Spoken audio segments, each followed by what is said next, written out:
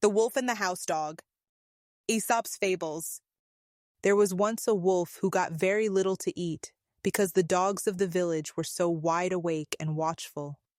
He was really nothing but skin and bones, and it made him very downhearted to think of it. One night, this wolf happened to fall in with a fine fat house dog who had wandered a little too far from home. The wolf would gladly have eaten him then and there, but the house dog looked strong enough to leave his marks should he try it. So the wolf spoke very humbly to the dog, complimenting him on his fine appearance. "You can be as well fed as I am if you want to," replied the dog.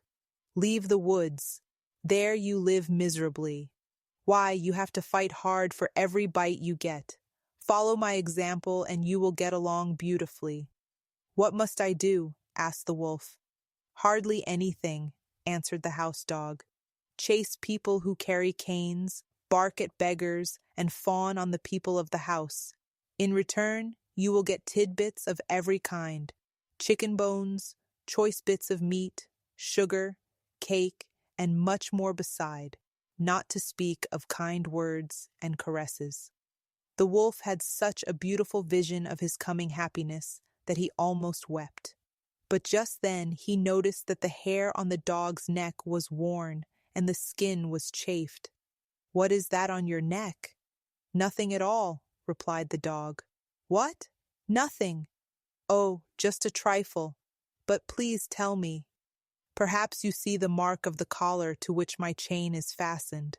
"What? A chain?" cried the wolf. "Don't you go wherever you please?" "Not always. But what's the difference?" replied the dog. "All the difference in the world. I don't care a rap for your feasts, and I wouldn't take all the tender young lambs in the world at that price." And away ran the wolf to the woods. There is nothing worth so much as liberty.